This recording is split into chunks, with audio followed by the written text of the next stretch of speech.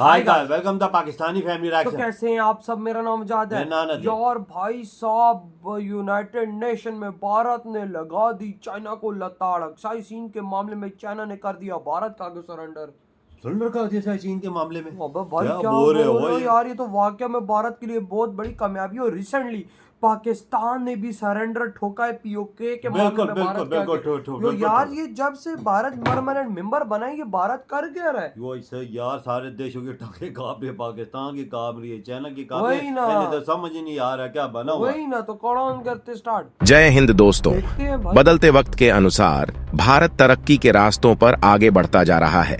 Economy से लेकर infrastructure, हथियारों से लेकर तकनीक, हर एक सफलता में भारत झंडे गाड़ दिए। एक वक्त ऐसा था कि भारत अपनी जरूरतों को पूरा करने के लिए दूसरे देशों पर निर्भर रहता था, और इतना ही नहीं, भारत को पिछड़ेपन के कारण मजाक भी उड़ाया जाता था। लेकिन दोस्तों, अब नई भारत की वैश्विक ताकत लगातार बढ़ रही है, और इस बीच चीन भी अब भारत के सामने कमजोर पड़ गया है। यूनाइटेड नेशन जनरल असेंबली में भारत को अंतर्राष्ट्रीय समर्थन मिलने के बाद चीन इस बात को अच्छी तरह से समझ चुका है कि भारत की बढ़ती शक्ति के सामने टकराना अब उसके लिए उचित नहीं होगा। हाल ही में भारत ने संयुक्त राष्ट्र में पाकिस्तान को पीओके के मुद्दे पर कड़ी फटकार लगाई और स्पष्ट कर दिया कि पीओके भारत का अभिन्न हिस्सा है, जिसे वह जल्द ही वापस लेगा। इसके साथ ही अब जो खबर चीन को लेकर सामने आई है, उसे सुनकर आपको भी खुशी होगी। इससे यह भी साफ होता है कि भारत की कूटनीतिक स्थिति इतनी मजबूत हो चुकी है कि अब कोई भी देश, चाहे वह चीन ही क्यों ना हो, भारत से जबरन टकराने का साहस नहीं करेगा। बता दें कि संयुक्त राष्ट्र में चीन, जो पहले भारत से सीधे बात करने से कतराता था, अब भारत के सामने झुक गया है। पीओके पर पाकिस्तान को फटकार लगाने के बाद भारत ने अक्साई चीन का मुद्दा उठाया, जिसके जवाब में चीन ने अब भारत के सामने घुटने टेकते हुए कहा है कि वह अक्साई चीन का क्षेत्र भारत को वापस करने के लिए तैयार है। जी हां दोस्तों, यह बात खुद चीन ने यूनाइटेड नेशन के सामने अपने मुंह से कही है। यह वही हिस्सा है जिसे चीन ने 1962 की जंग में जबरन भारत से हथियार लिया था, और तब से लेकर अब तक 62 सालों से वह इस क्षेत्र पर कब्जा जमाए हुए हैं। अक्साई चीन, जो आकार में चीन और भारत के बीच सबसे बड़ा विवादित क्षेत्र है, अब तक दोनों देशों के बीच सबसे अहम मुद्दा बना हुआ है। हालांकि चीन ने इसके बदले भारत के सामने एक बड़ी शर्त भी रखी है।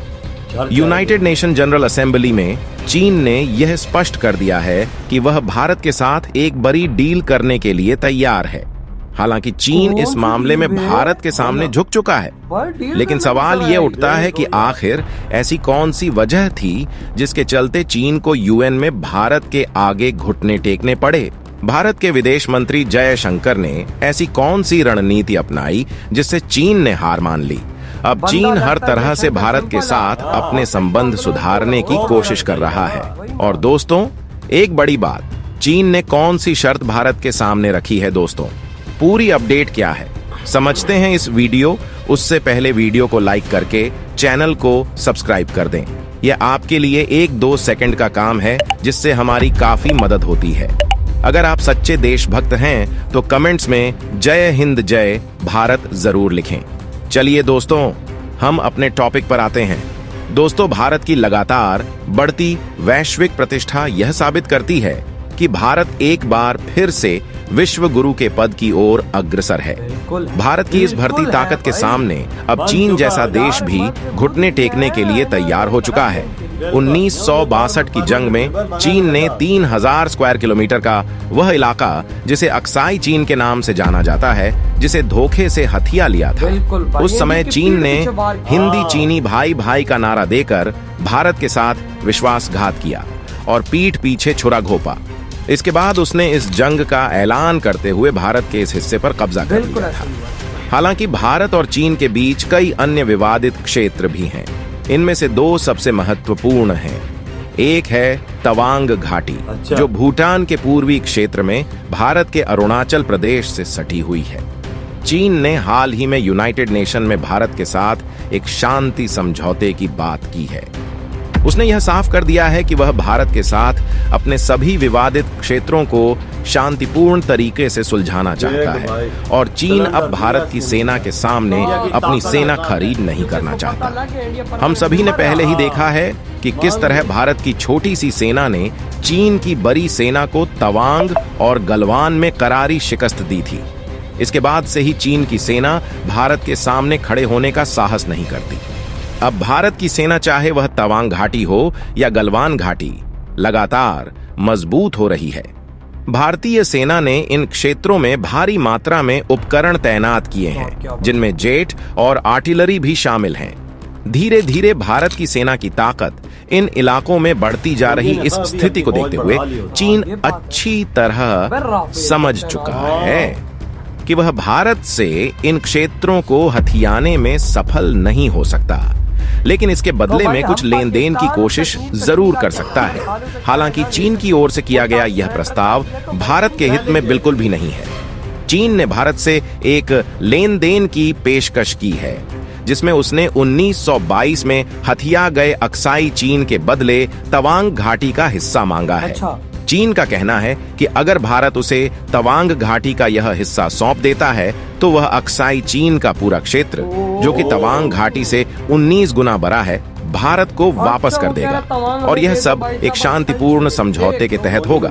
यह जानना जरूरी है कि चीन LC line of actual control को मान्यता नहीं देता, जो भारत और चीन के बीच की वास्तविक सीमा रेखा है।